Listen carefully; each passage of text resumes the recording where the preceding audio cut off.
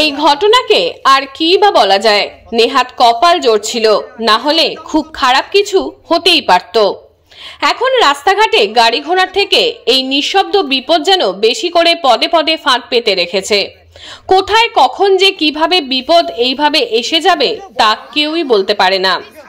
আজকের এই ভিডিওটি যে দেখছেন, এটার কাহিনী শুনলে আপনিও বলবেন নেহাত কপাল জোর ছিল, তাই মহাবাচন বেঁচেছে। মাঠের ধান ঘরে তুলে এনে ধান ঝাড়ার কাজ চলছিল। মেশিনে ধান ঝাড়ার সিস্টেম হয়তো অনেকেই জানে না, তাদের বলি। মেশিনে দুজন ধান ঝাড়েন, একজন ধানের আটি জোগাড় দেন। যিনি ধানের আটি দিচ্ছিলেন তিনি ধান ঝাড়ার কাছে আটি রাখতেই একটা লেজ মতো কি দেখতে পেলেন। ভালো করে দেখেন, না, একটা বিশাল দেহী চন্দ্রবড়া ধানের আটি আঁকড়ে বসে আছে। ভয়ে চেঁচাতেই ধান ঝাড়া ফেলে দৌড় দিলেন সকলে। খবর গেল বন দপ্তরে। ঘটনা চন্দ্রকোনা থানার কুরান গ্রামের। এই ঘটনাকে কেন্দ্র করে বিরাট চাঞ্চল্য ছড়িয়ে পড়ে। সাপেরা আর প্রকৃতির নিয়ম নীতি মানছে না, তারা শীত ঘুমেও যাচ্ছে না। তাই শীতেও গরমকালের মতোই উৎপাত রয়েছে সাপের।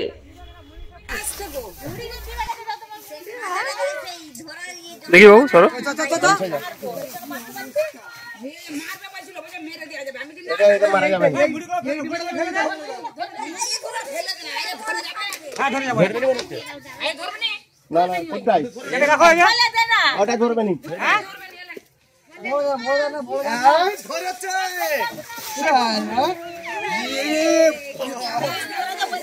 এত বড় চন্দ্রবড়া দেখেছিলে জীবনে?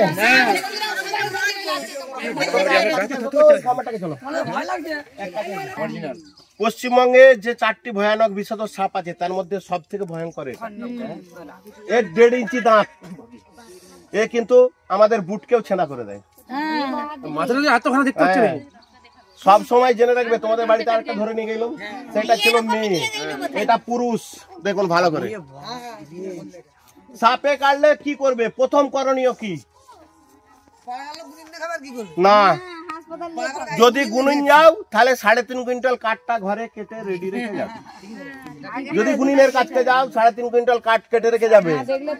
সাপে কাটলে প্রথম করণীয় ওই ক্ষতস্থান কোন রকম বাঁধন না দিয়ে, ওই ক্ষতস্থান কোন রকম নাড়াচাড়া না করে আপনাকে যেতে হবে বিরসিং হসপিটাল।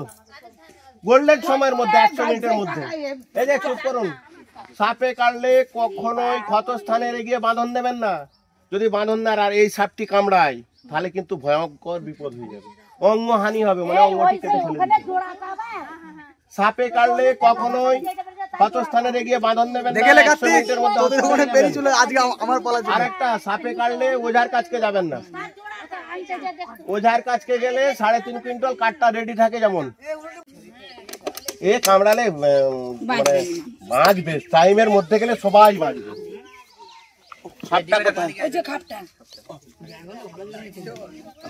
এই কন্ট্রোল করিস না।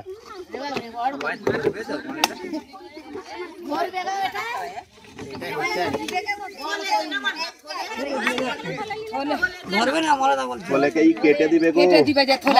পুরে বাপরে বাপরে।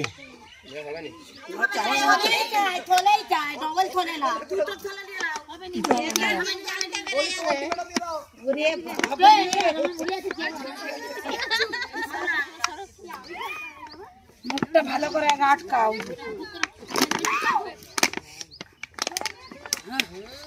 আমি সাপ ধরলে ও আও আও করছি।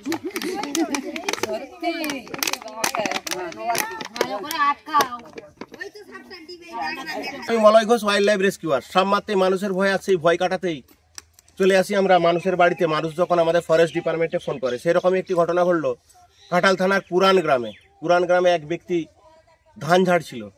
ধান ঝাড়তে ঝাড়তে ধানের আটির সঙ্গে উঠে চলে আসে একটি বিশালাকার চন্দ্রবড়া, রাসেল ভাইপার, ভয়ঙ্কর। আমরা ওনাদের কাছ থেকে বন দপ্তরে ফোন পাই। ফোন পাওয়া মাত্রই বন দপ্তর থেকে ছুটে এসেছি সাপটি উদ্ধার করতে। কিন্তু যার ফোনে এসেছি তার কাছে জেনে নেবো যে কি ঘটনা ঘটেছিল। বলুন।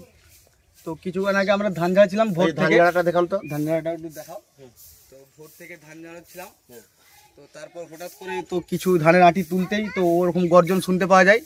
তো ভাগ্যিস আমি বেঁচে গেছি। আমাকে মানে তারপরে মলয়দাকে ফোন করেছি, মলয়দার নাম্বার ছিল, তো মলয়দা এসে সাপকে রেস্কিউ করেছে। যাই হোক, ভালো লাগলো যে আমাদের জীবন একটা সংশয়ের হাত থেকে বেঁচেছে, শুধুমাত্র সেটা মলয়বাবুর জন্য। আমরা ফিল্ডে এলাম, ফিল্ডে এসে দেখলাম যে ধান ঝাড়তে ঝাড়তেই ভয়ঙ্কর দুর্ঘটনা হতে যাচ্ছিল। আমরা সাপটি ডিবে বন্দি করলাম, কিছুক্ষণ ওকে রিলিজ করব। আসল কথা কি, আমি পার্কে ছিলাম, পার্কে গাছ লাগানো হচ্ছিল, কিন্তু আমার কাছে কোনো যন্ত্র থাকেনি। আমি একটা এংলোই করেই ওকে উদ্ধার করে ডিবে বন্দি করলাম। দেখতে থাকুন সেই ভিডিও। ঘাটাল মহকুমার সমস্ত খবর সঙ্গে সঙ্গে পেতে আমাদের এই চ্যানেলটিকে সাবস্ক্রাইব করুন।